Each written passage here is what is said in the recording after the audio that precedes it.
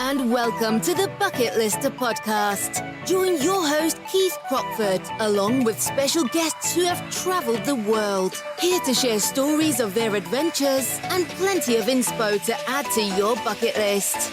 Now, let's get into today's episode.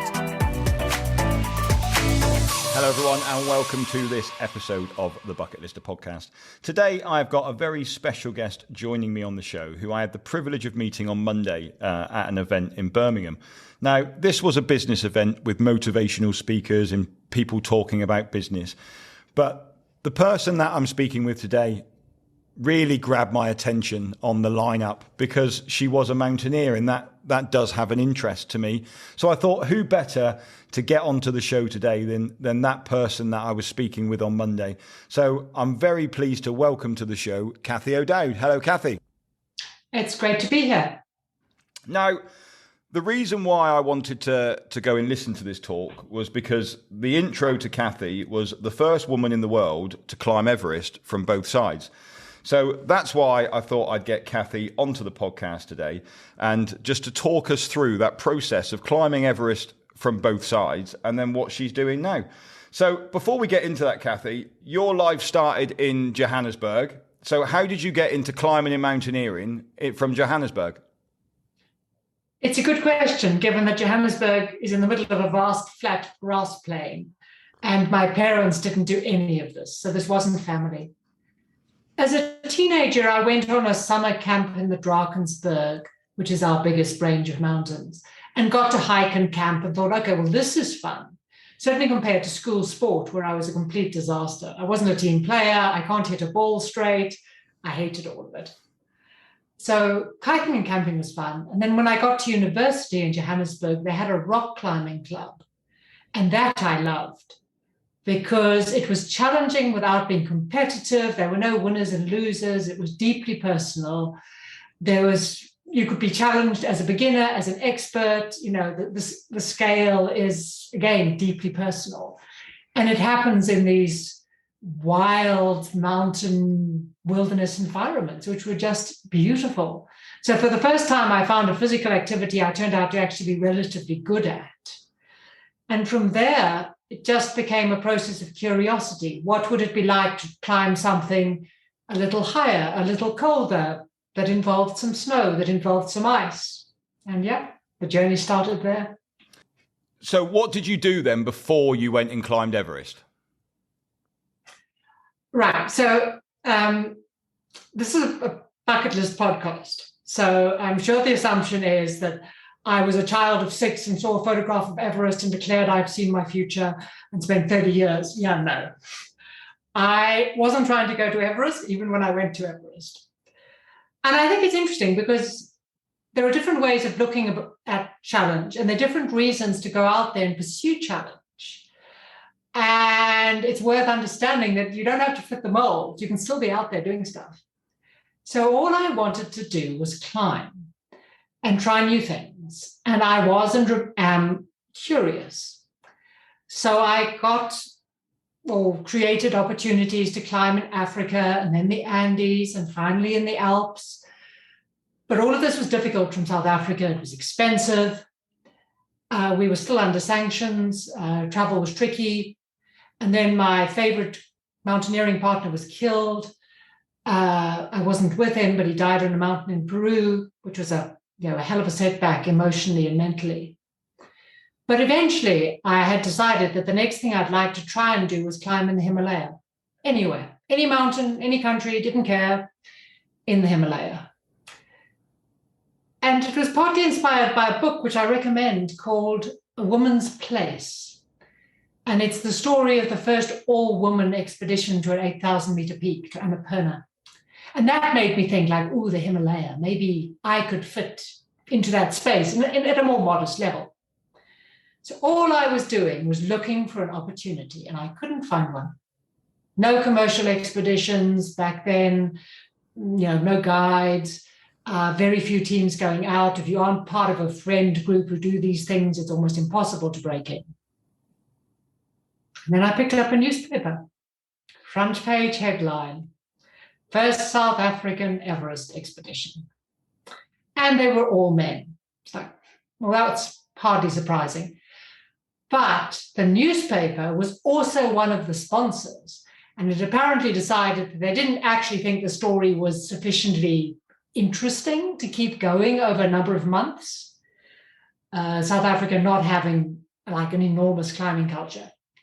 So they decided to bluntly sex up the coverage and run a competition to find a girl to join the team. And the headline on the story about this was literally, "Do you have the balls to be our woman on the summit?" So not exactly subtle. And yes, not how I recommend getting onto a climbing team. It was actually very early reality television. We weren't even using the word yet. This is the early 1990s. But nevertheless, the offer was write a motivation. You didn't even have to be a climber. Just write a motivation. Shortlist of 6 will go to Kilimanjaro on a televised selection expedition, basically the TV competition bit of it. And I looked at this and thought, this is ridiculous, it's sexist, it's stupid. I also thought, I bet I can make the shortlist because there's so few women. I'd get a free trip to Kilimanjaro, and that would be one more climbing trip in my life. So I applied, made the shortlist, went to Kilimanjaro, and got the place on the Everest team. So I was told at the beginning of January, we left for Everest in March. So they didn't really give you very much training time in terms of from the January to the March then? I started training as if I'd been selected as soon as I applied. So that takes me back to November. Right, okay. And clearly the trick about anybody who's very active in outdoor activity is you're never starting from scratch. You already have a high level of fitness, which you then build up in specific ways for particular projects. Yeah, exactly. But I suppose in terms of, as long as the selection team were selecting the best person for the trip as opposed to the one that was best on reality TV, in essence. So the Everest trip itself was the 1996 expedition. Mm-hmm. Now, obviously, the 1996 expedition goes down in history as the expedition of disaster for Everest, really.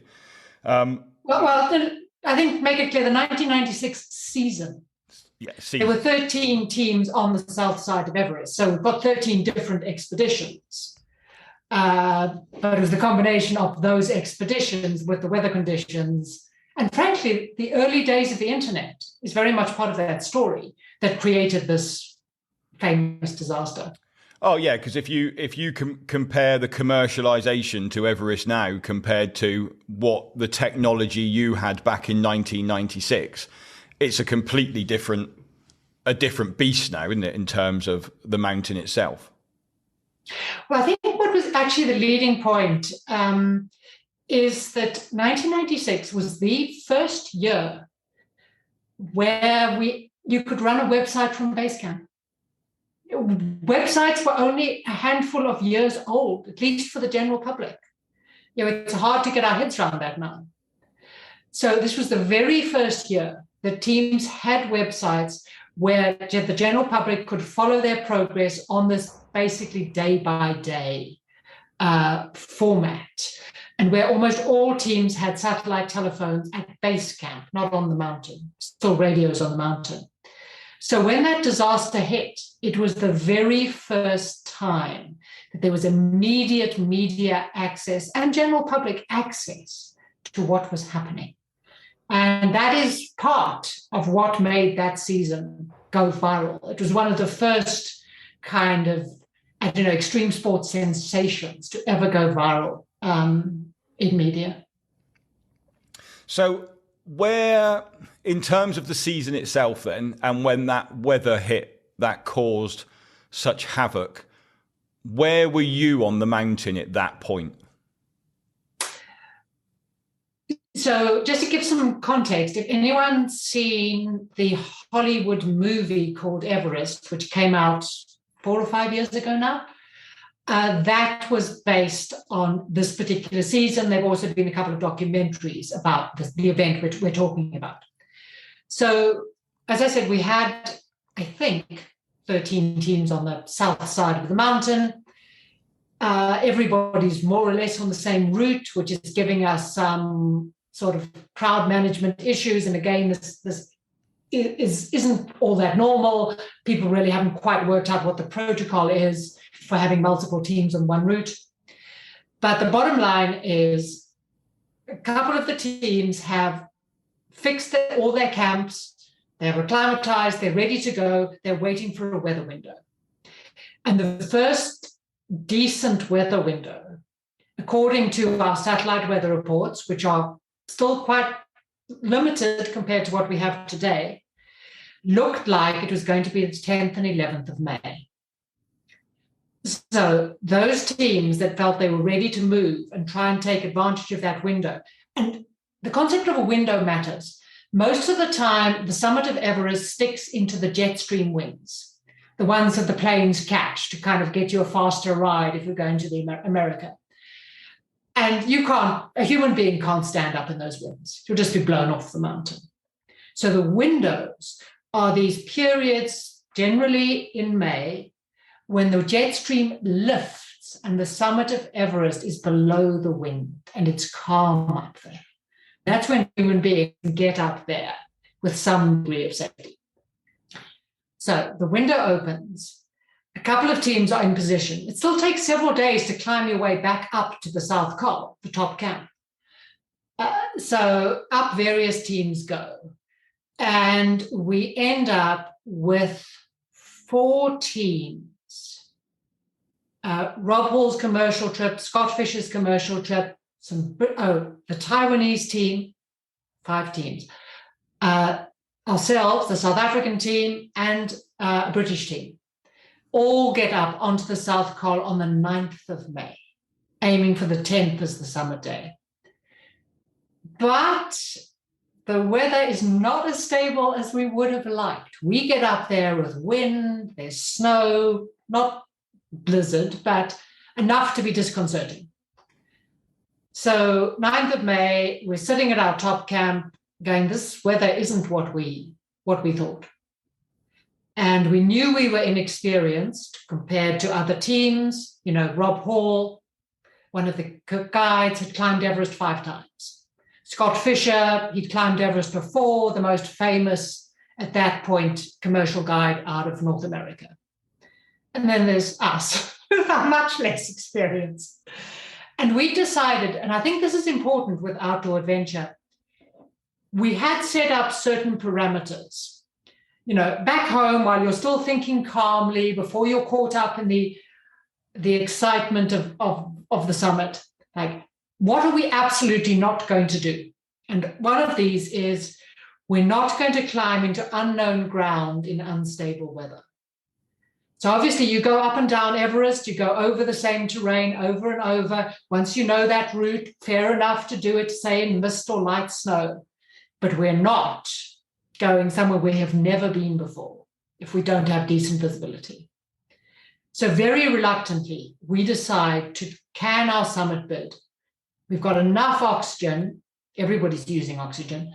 We've got enough oxygen to wait 24 hours. And maybe we can try on the 11th of May. So we wait. And the British wait. Well, maybe the British turned up the next day. Don't quote me about the British. I can't quite remember where they fitted in. But Scott Fisher, Rob Hall, and the Taiwanese all go.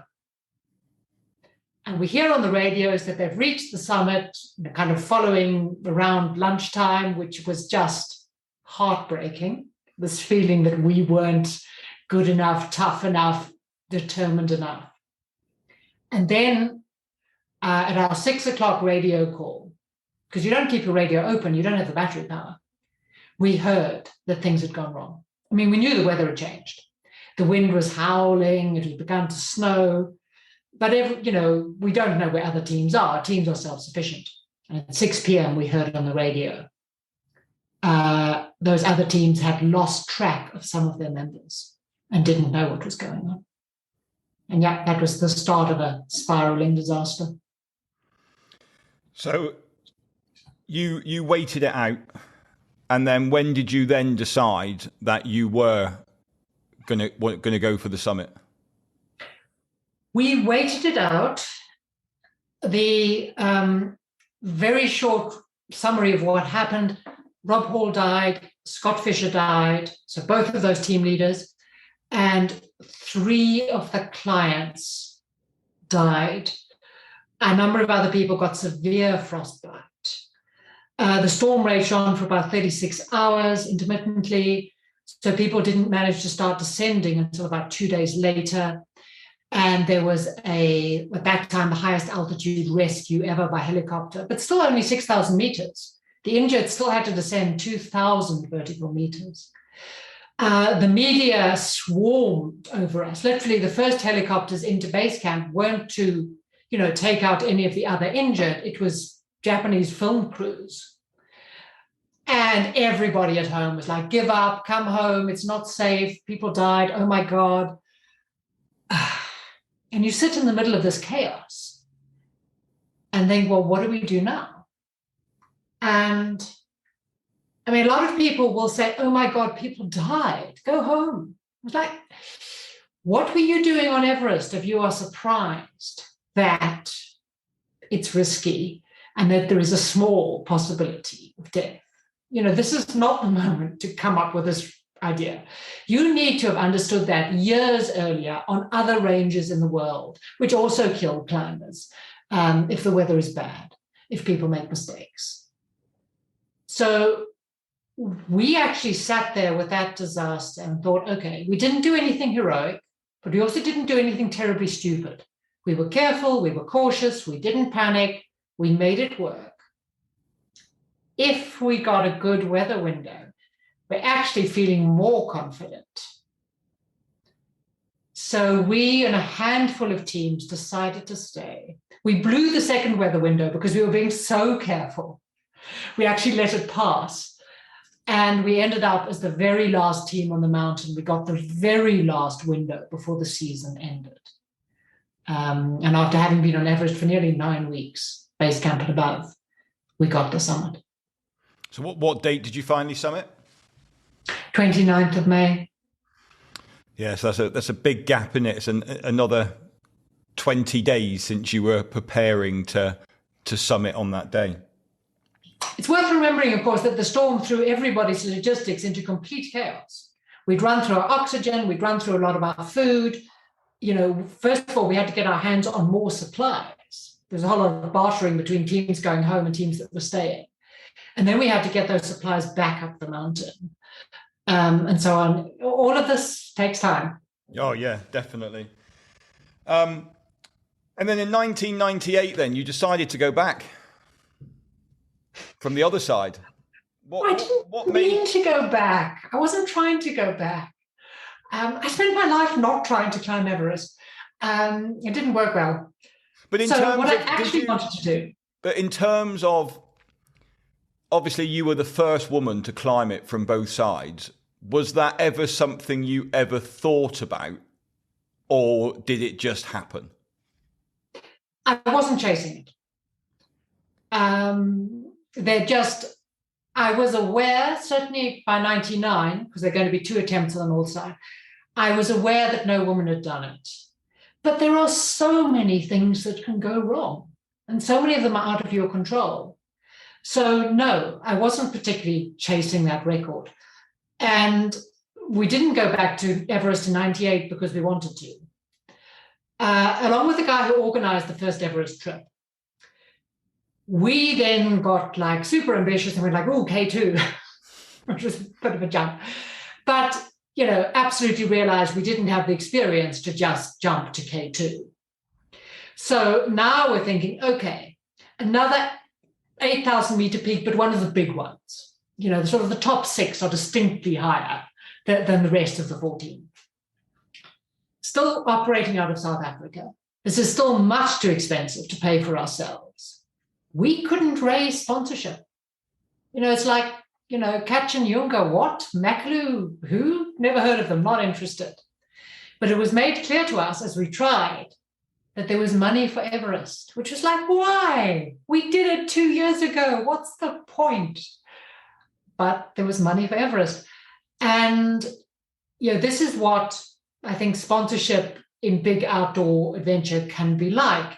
It's the Venn diagram, the overlap between the passion, what you want to do, and the pragmatism, what the market will pay for. And is there a point where you can make them meet in a way that makes sense? So, other side of Everest, different country, different climate, different geology, radically a different kind of climbing. They really are very different, the two routes. And they literally meet on the summit. Until you step up onto the summit, you don't even get the same view. So as a climber, it effectively feels like you're climbing a completely different mountain. But in terms of the sponsors, it came with the big E word. And that's how we ended up on Everest a second time. And again, with any high altitude mountain comes problems. And again, in 1998, you had problems, or you didn't have problems, but you encountered problems again as you approached the summit. Yes. So one of the difficulties of having multiple teams on the same route or the same mountain, it can be helpful. There's no doubt that there's certain kinds of work that are much easier if you can share it between teams. On the other hand, you basically have to be self-sufficient. There's very little way of resupplying once you've got to base camp. And there's pretty much no mountain rescue. So you need to be self-sufficient. You need to manage your own rescue. You can't just turn up and assume that other teams will bail you out. So what gets tricky is when people get into trouble. The kind of media, the pop culture meme is that there's no ethics over 8,000 meters, and you just step over people's dying bodies because all you want to do is summit. And most of that is nonsense. Climbers help, but they probably have very limited resources, and there may not be a great deal they can do. Yeah. So within that context, we leave the top camp, 8,300 meters, to go for the summit. The weather is clear, but very cold and windy. And at that point, we think we're the only team at or above the top camp, which is nice. That's the way I like it. We start late, which matters. We start at 2 a.m. rather than midnight. The result is that having climbed up the Great North Face, we're now on the North Ridge, heading towards the summit, just at first light. The sun hasn't even risen yet. I'm in front, and I see what I realize is a body, which is unusual. The mountain is not littered in bodies, but there are a handful. Because if people die really high up on the mountain, it's just so risky and so difficult to get the bodies down. And then this one kind of moved, which was really weird. And I walked across to try and understand what I was seeing. And I realized it was a person who wasn't dead. I also realized immediately that they were in terrible trouble. They were lying in the most extraordinary position, sort of bent backwards in a horseshoe. And when I got down to talk to them, I realized, first of all, it was a woman, which was very unusual. Not many women on the mountain. Didn't recognize her. She started to speak, which made me think, oh God, okay, maybe this isn't as bad as it looks. But then I realized fairly quickly, as my rest of my team joined me, she was in no sense coherent. She could say one of three things, just like a broken record. So she had kind of some vague awareness that there were people there, but she couldn't focus, she couldn't reply to me, she couldn't speak or think coherently. She couldn't even sit upright. So she was just, flopping like a rag doll. So all of this, and she was severely frostbitten. She'd pulled bits of her clothing off. which is one of the things that happens with acute hypothermia. So all of this is already incredibly bad news because there's no rescue. When people say do something, they normally think of a city, and what they do is they call the police, or they call the ambulance, or they call professional mountain rescue, and now it's somebody else's problem. There's none of that. So for someone to have some chance of getting down a mountain, they need to be able to stand on their feet and move their legs. You can be holding them under both shoulders. You can be helping them down. You can have them on a rope to stop them slipping. But if you're going to have to stretcher them down, where there are no stretchers, down a mountain that you've climbed up using your hands, loose rock and ice. Yeah, I'll try and tighten this up. But so the bottom line is, all from the beginning, we realized we had almost no chance of rescuing this woman in the hours of life she had left. And we turned out to be right. Yeah. We couldn't save her life. And did you try then getting her down? And then at that point realized, we're just too spent now from putting that energy in to try and help her. We can't now go to the summit. No. I mean, people should have trained in basically rescue for this. We know. I was in a canyon recently. We had to call in a rescue. One of my team dislocated his shoulder. They had a stretcher, and they had 16 strong young Italian men, and they were rotating the team carrying the stretcher every 10 minutes. Yeah. And they had 6 men to the stretcher. And that's not up. You don't replicate that. No. At 8,300 meters, trying to make a stretcher out of a rucksack. And when you have a team of 5, and when you have an incredibly steep mountain slope, it would have taken us days to get her down like that, and she was going to be dead in hours. Yeah. And the question is, are you prepared to kill members of the rescue team in a futile attempt to save someone's life? Nobody said these choices are easy, but high risk wilderness expeditioning isn't easy, and people really do need to understand and have thought through all of these aspects of it. So 1999, you decided to go back and tick that one off. Well, yes. Okay, that time I did choose to go to Everest. The north side is magnificent, and we'd come close to getting to the top, and we really had it dialed. We managed to do it on incredibly little money because we had, kind of everything we needed, and we knew how it worked. So we did it on a shoestring, really quickly, less than 4 weeks, base camp to base camp. And it worked really well. And once again, we were the only team above the top camp. So both my Everest experiences have been just us, not another person on the upper half of the mountain.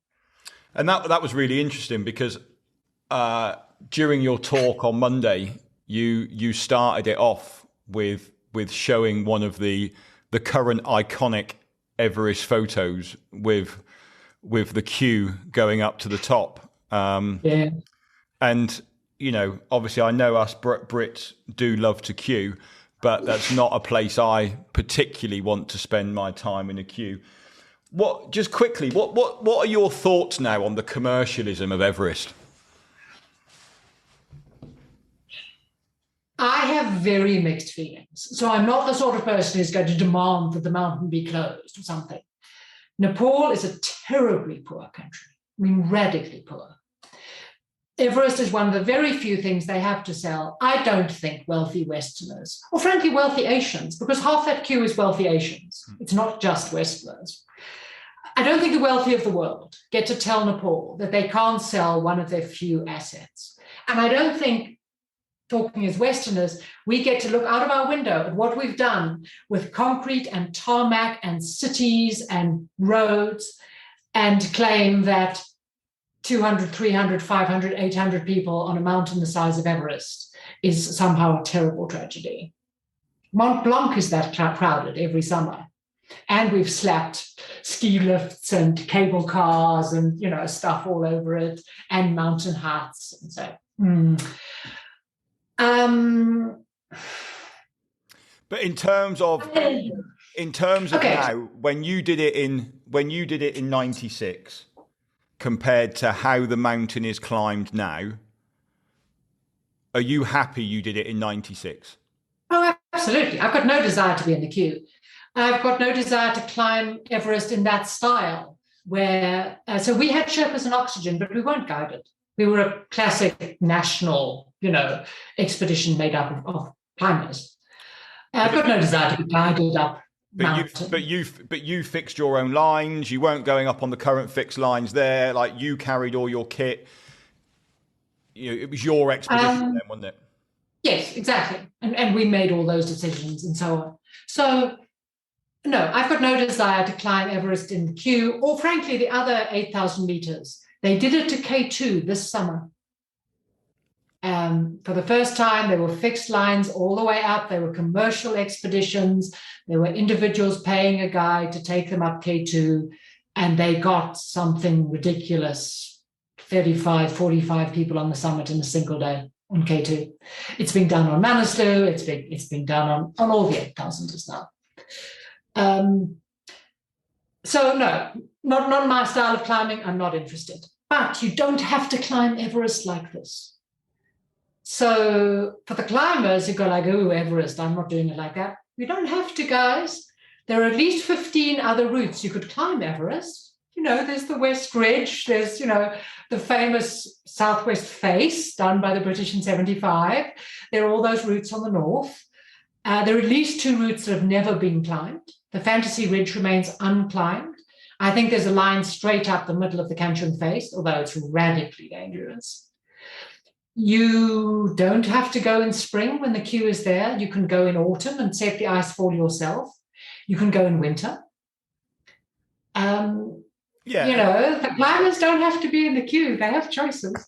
Yeah, I think that's a choice we all have for any adventure that we want to go and do. I mean, we did a podcast a few weeks ago where we were chatting about, the routes to Machu Picchu, for example. Like, everybody knows about the Inca Trail to get to Machu Picchu, but there are plenty of other treks where you do not see another trekker.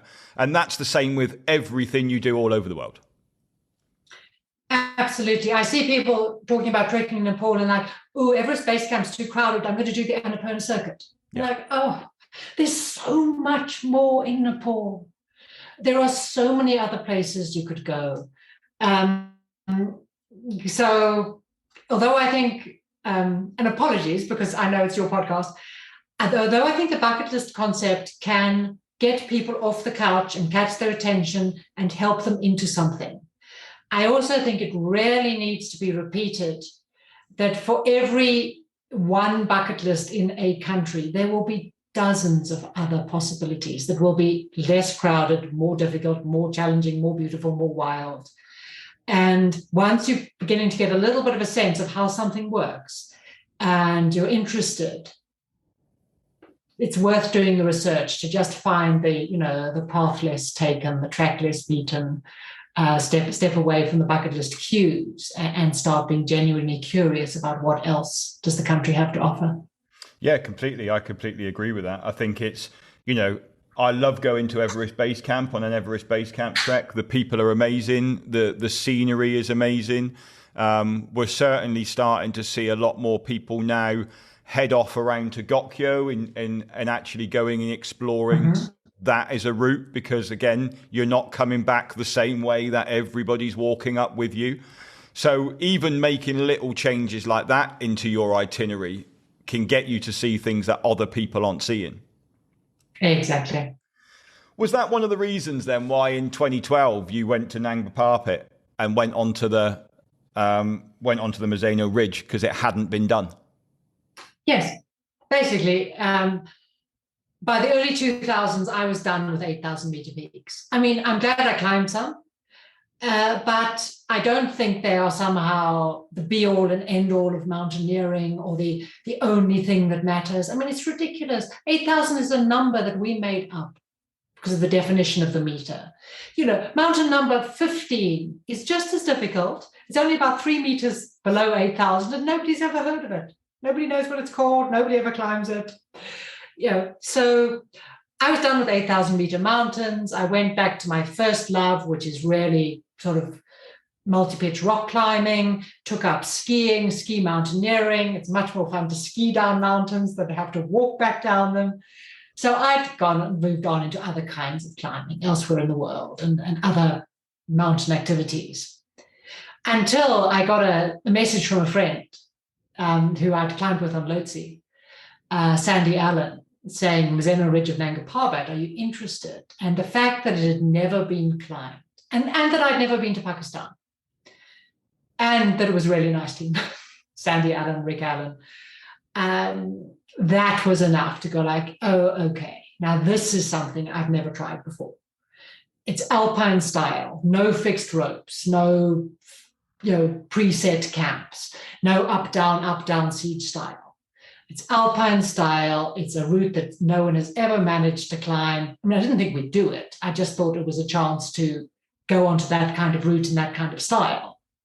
And it was Pakistan. So yeah, off we went. And obviously, again, with any, no one had been as far as you had got on that trip. It's a really interesting story, and we haven't got, that could be a whole podcast in itself, just that one trip.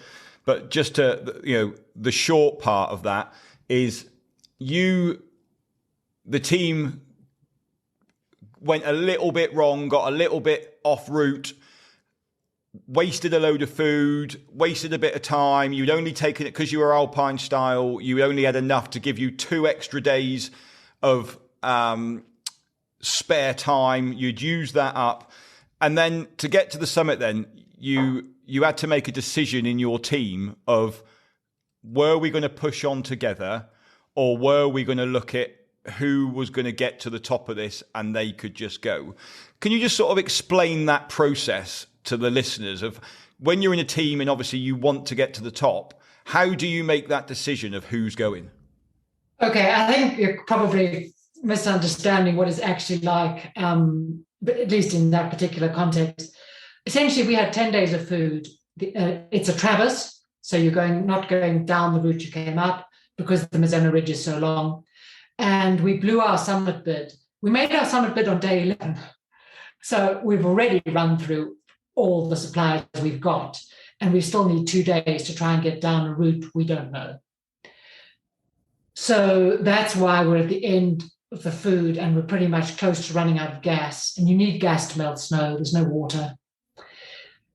So at that point, you deciding what to do. It's an individual decision. We do this for fun. We're volunteers. You don't get to really order people up and down. And this is not a situation where there's a guide who tells the customers, okay, it's over. We have to go down. We're too slow, or, we've run out of supplies. It's an individual decision. And of the 6 of us, 2 wanted to go try again. 4 wanted to go down because it's not over. 2 days, still, route we've never seen. That's relatively dangerous. And I didn't regret that decision at all. I didn't sit there agonizing.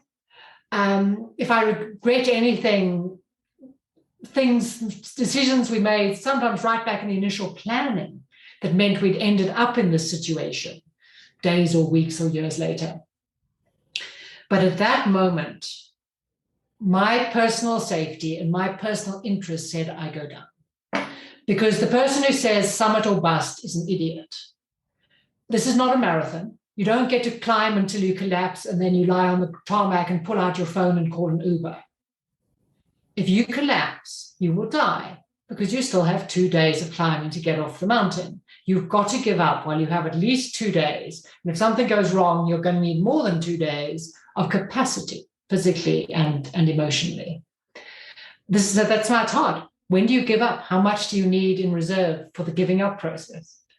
And I was like, yeah, no, this is too much risk. I'm too tired. My back was absolutely just pulsating with pain from the weight. I was worried about permanent damage to my back. And I was like, yeah, I finally reached my limit on a mountain. And it's not some soul-destroying failure. Not getting up a mountain it happens. there's weather, there's snow, there's illness, there's injury, there's a whole lot of stuff out of your control. And part of what interests me about climbing is managing risk. So getting yourself into a tricky situation, recognizing that situation, taking charge of it, and successfully implementing an evacuation plan that gets yourself and your team off safely. That is both interesting and enormously confidence building. So even if the sponsors and the media go like, oh my God, you failed, you go away from it thinking, yeah, but I bring some really useful knowledge, experience, confidence from having executed that so-called failure. And also as well, I think whenever you go onto a trip or an expedition, climbing a mountain, there is always the aim, and the aim is obviously to complete it, get to the top. But I feel that actually more importantly, it is the journey that you're taking. And for me, like you say, you can still enjoy the journey and have an amazing time without actually achieving the aim sometimes. Well, yes. And some people are very goal orientated. So I guess it's all about the summit. I'm process orientated. So it's worth having a goal because that stops me going around in circles. It gets me out of bed. It focuses me in a direction. But I'm much more interested in the process. I'm not particularly devastated if I don't make the goal. And some of the best trips I've ever done were ones where the so-called goal, the stated plan, fell apart completely. And we stood there with one person or a little group of people and went like, now what? These are the resources we've got. This is where we are. These are the possibilities. And we made up a new plan literally as we were standing there and executed it. So it was spontaneous and it was surprising, and it challenged us to be really creative about what we did and where we went and how we managed it. And those are some of the best trips when I look back on all the things I've done. Yeah, I think that's brilliant to have that outlook. You're now living in Andorra. What brought you to Andorra? Where did you go? I'm going to settle in Andorra. I can understand why you've settled in Andorra, but I'm just interested to hear. It's a bit like the Everest answer, pragmatism. South African with no second nationality, no extra money and no job, trying to move to Europe. Oddly enough, it's really quite hard to get into the European Union countries. But Andorra had this funny little thing called passive residence. They're not an EU country. And I was able to get a residence permit and continue my work, which is as a professional speaker, a motivational speaker, as you saw at that conference. So initially it was just a place to get a residence permit in Europe, and then I'd work it out from there. But once I got there, I was like, hell, this is great.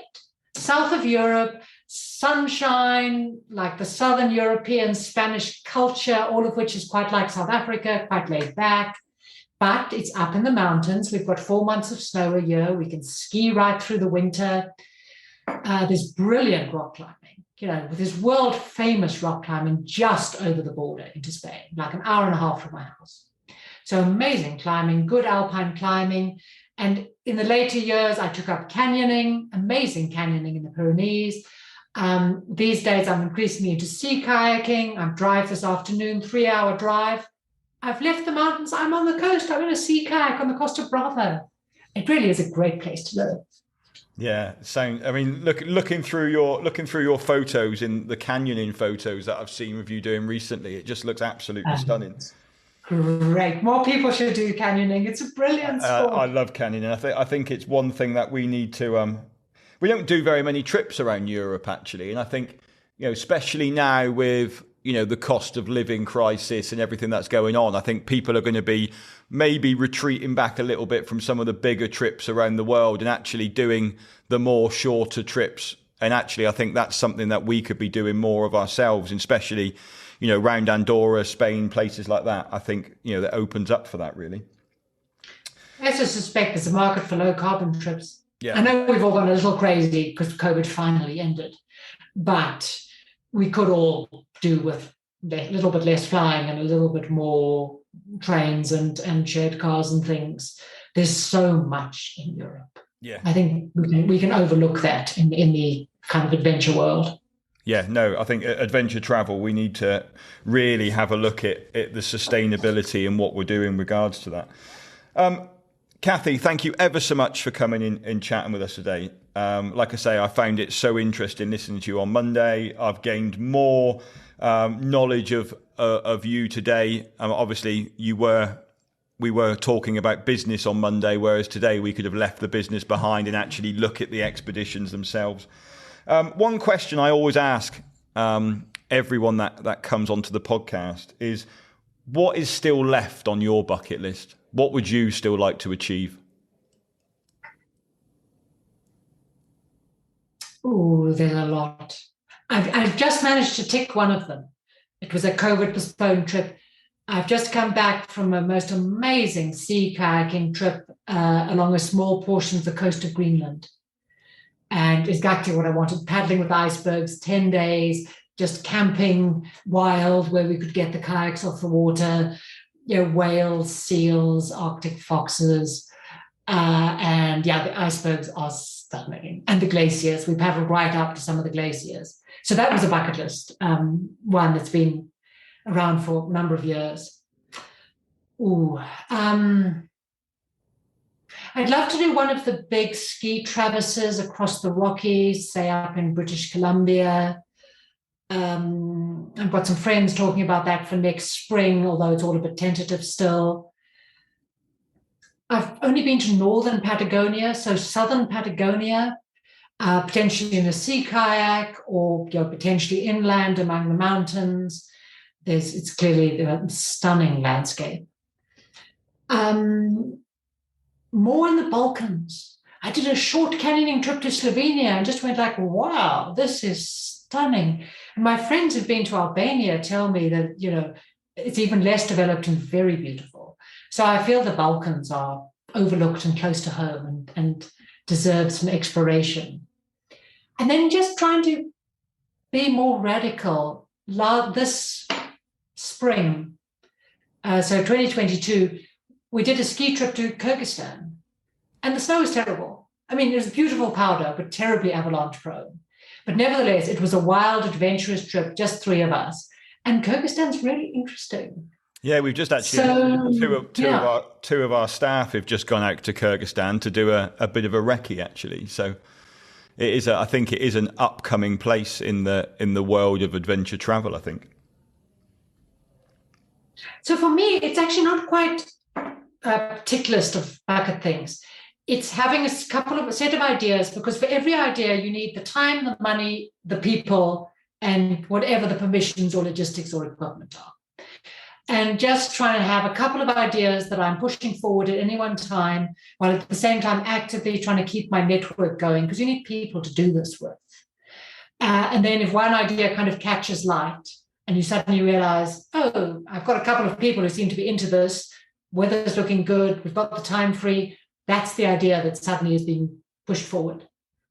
So right now, my next one, in 2 weeks' time, we'll be paddling a section of the coast of Sardinia with 3 girlfriends. So another sea kayak trip. Brilliant. So I see that, by looking at it now, canyons and sea kayaking seem to be your forte at the minute. You know why? It's partly because much as I love climbing and also skiing, at least with climbing, I've almost certainly done the hardest things I'll ever do, both in rock and big mountains.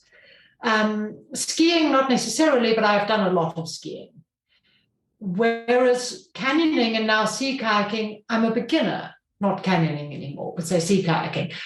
I'm on the learning curve. And I actually think for older people who are just a little self-satisfied with our middle-aged success and, it's really good for you to be at the beginning of a learning curve as a beginner, challenging yourself physically and mentally and emotionally to cope with new information, to cope with being scared, to cope with being the weakest person in the group, and to get the satisfaction of that building success. And that's part of why I'm finding sea kayaking really interesting at the moment, because I'm on the learning curve. And it makes it exciting again, doesn't it? When you're learning something new, you get that excitement and that buzz and that enthusiasm to go and do it. Absolutely. When you get yourself into a situation, you go like, bloody hell, I'm not entirely comfortable with this. But you dig deep, you look for the skills you've been taught, you bring in ideas from your other expedition experience, and you pull through and you go like, yeah, cool. Okay, I'm ready for that. And now I'm ready for something a little harder. Well, thanks ever so much, Cathy. If people want to find out more about you, where can they find you on the socials? I'm most active on LinkedIn. LinkedIn's business. This isn't a business podcast. I'm most active on Instagram and Facebook. I've got pretty much an open Facebook. And it's basically just photographs of interesting, adventurous things and some of the speeches. Brilliant. And your website, cathyo'dowd.com, like people can go and find more about your story there. You've got articles there as well. And if anyone is ever interested in booking Cathy for a talk, if that's the sort of thing you do, then I would definitely recommend getting Cathy along to your event to hear her speak, because like I said, it blew me away last Monday. Cathy, thank you ever so much for coming and joining us, telling us those stories. It's been great to have you on. It's been my pleasure. Perfect. Well, if you have enjoyed this podcast, please rate, review and subscribe. And that will really help us get more people listening to these really interesting stories. Thanks ever so much. And we will see you next week. Bye-bye. Thanks for listening to this episode of the Bucket Lister podcast. Be sure to click follow to be alerted for next week's episode. For more travel inspiration, check us out at www.thebucketlistcompany.co.uk or follow us on socials. See you next time.